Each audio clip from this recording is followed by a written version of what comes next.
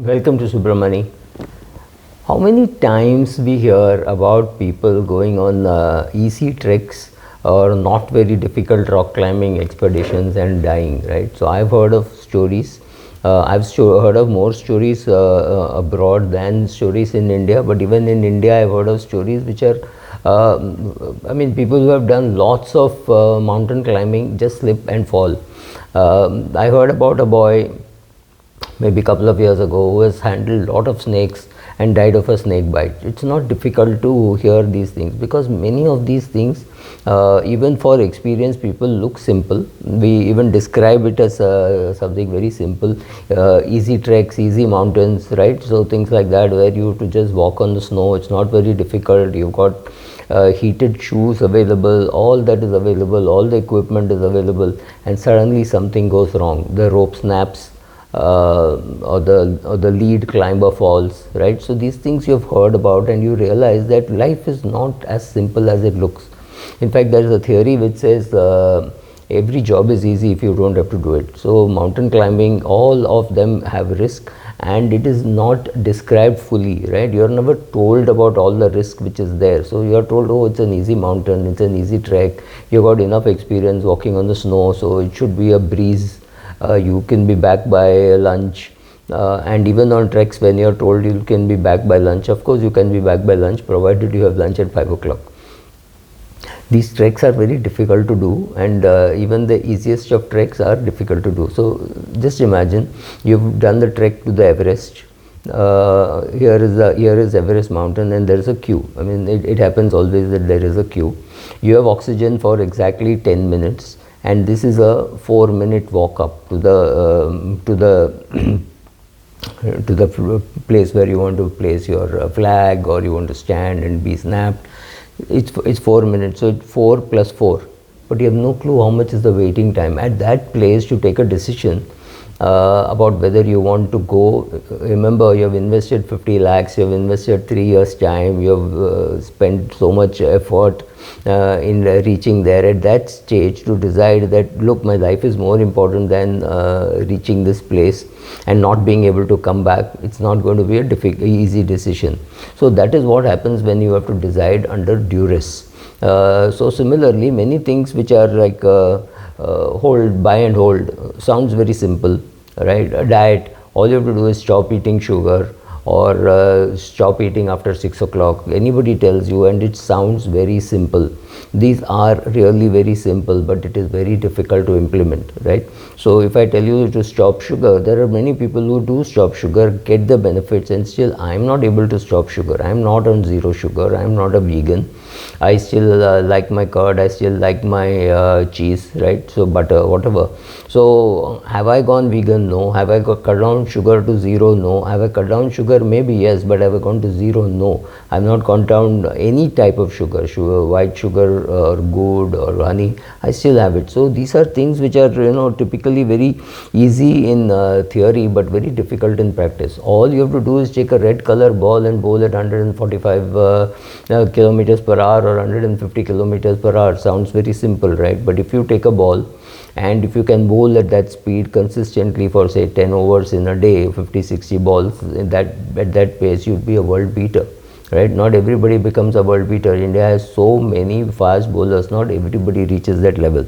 So whether it is diet, whether it is meditation, whether it is buy and hold, any of these things, it sounds very simple. Going for a walk, all you have to do is get up in the morning at 6 o'clock and go for a walk. So what's so difficult?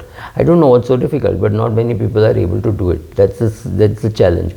People are not able to do it. Then you have to find out what is wrong with I'm not even saying something is wrong. I'm just saying something sounds very simple, doesn't mean it gets executed, right? It sounds very easy, but maybe it is very easy, maybe it is very simple. I'm not even getting into it, but not many people can implement it.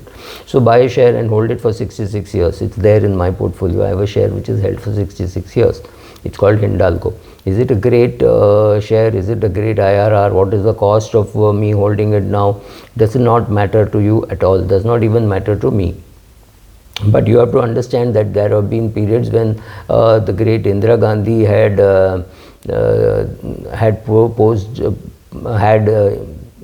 controls on the aluminum price, and those 5 years, 10 years, whatever, I don't remember, obviously Hindalco did not pay dividend, right? So it's important to know that these things happen, right? So when that happens, are you in a position to hold on and say, I'm fine? Are you saying, oh, this is my risk profile? The problem is when that girl or boy sitting in the planner's office asks, how would you react to a 30% fall in the market? You said, oh, I don't have a problem, I will be able to react. Now imagine, market has already fallen 30%, your portfolio has fallen 35%. Now you will buy and hold, right? That's what you said to that girl when she was doing your risk profiling.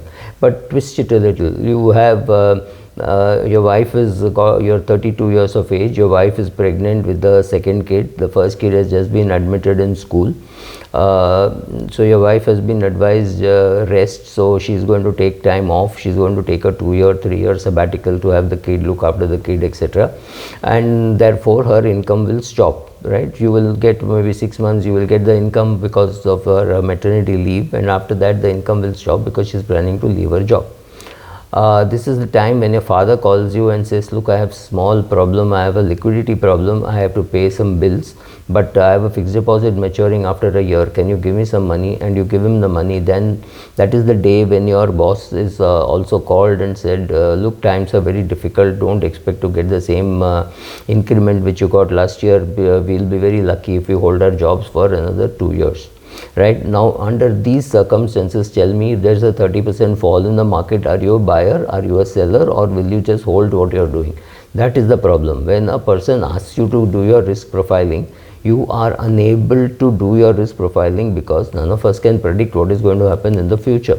So on a day when your wife has been advised bed rest, your dad wants some money, and your boss is not very comfortable about the future, the market is also down by 30%, your portfolio is down by 35%. That time, are you willing to allocate more cash to your investments? That is the question. The question is not, oh, you're sitting comfortably and nothing is wrong, your boss has just given you a raise, your wife has got a jump in salary, and you know, all that has happened, and the market is down 30%. It's not happening that way. It's not on that day that the market will be down. On that day when you checked your market, your portfolio, it was up by 8% that month, so you were feeling gung-ho, right?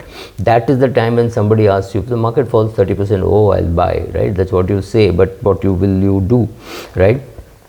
Or some more time passes, there's some more fall in the portfolio, and your mother looks at your portfolio, or your father looks at your portfolio and says, look, you got one child, you got another child coming, and your wife is not going to work. Do you really want to continue this portfolio? Do you not want to liquidate some of the shares and be in cash, because you're going to require a lot of money over the next 1 year in terms of expenses, etc., etc.?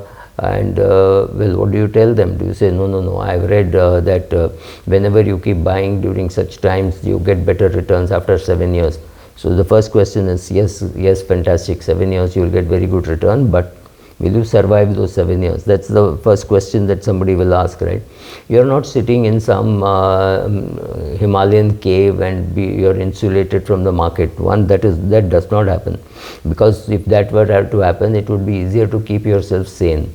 But here you're going to be bombarded by CNBC news items saying, oh, market lost so much, ET Now headlines saying Ambani and Adani are poorer by hundreds of crores, right?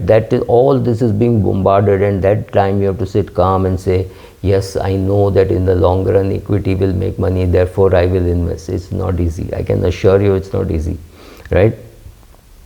How many of us invest to sell at perhaps the bottom? Most of us are not in a mood to sell, at least not when we invest. When we invest, we don't think we are going to sell it at that price, but that is the price which is going to test your patience like anything. And it is also possible that you sell a share at 100 rupees and then it goes down to 85, and you're very happy that at least you didn't hit the bottom. But you sold somewhere near the bottom, and then the market recovers and it goes to 300. At that stage, are you happy about the 15 rupees you saved or the 200 rupees that you lost, right? That's the question. So some of the worst drawdowns have happened, and many people have lost money. I mean, Prashant Jain's portfolio, Naren's portfolio, Warren Buffett's portfolio. In fact, I have a table somewhere showing Warren Buffett with a 50% drawdown happening. I think it was 2007 or something like that. right, with that kind of a fall. So if it can happen to Buffett, if it can happen to Mukesh Ambani, if it can happen to Gautam Adani, why will it not happen to you, right? That's a question that you have to ask. So what should you do to avoid this? Is best is to keep learning, keep reading, keep understanding that a one-day portfolio variation does not mean 10 years it will vary so much. Understand it in the long run you will make money. Have somebody with whom you can talk to, right? A buddy system, a WhatsApp group that you have created of sensible investors, right? So that is, or of course, get yourself a financial advisor who understands all this and who can handhold you. Unfortunately, for direct equity investors, there is no concept of a equity advisor. There you can find financial planners and all of them, but they all talk more about mutual funds than about direct equity, right? So first of all, understand that investing is a game. It's a difficult game, or it's a very serious thing that you're doing about in your life. Everyone holds on in a bull market, not everybody holds on in a bear market, right? As soon as the market falls 5%, somebody will quit, and somebody will quit at 10, somebody at 20, somebody at 40, and somebody at 50, right? That's about all. It's about how long you will hold and whom you are talking with, right? So when an investor becomes more and more financially educated, he will realize that his asset allocation will help him sleep better. Now I have reached a level where at any asset allocation to me it doesn't matter, because I am in 90% equity and I'm ready for a 40% fall in the prices. Yes, it will hurt me mentally, but physically it will not matter at all, because I will have my dividend income and my debt assets to pay for the next, say, 2-3 years when such things happen. So the ability to hold your portfolio depends on your advisor and the portfolio construction that you have done. I have done it myself, but please understand that I talk to a lot of people who keep vetting what I have done and say, oh, this is a risk you can take because you can afford to take this risk. Do take the risk, right? So understanding how much of money you have, that's the easy part, I think. Understanding how you will behave when the market fluctuates 30, 40, 50%, that is the key, right? So will there be a fall? Yes, there will be a fall. Has the fall been there in Prashant's portfolio, in Naren's portfolio? Yes, it has been there. Has it been there in Buffett's portfolio? Yes. Have people written off Buffett? Answer is yes, people have written off Buffett. I mean, it's like Sanjay Manjrekar writing off Sachin Tendulkar about 10 years before he actually retired, right? So there will be always somebody who comes and says what you should do, what you should not do.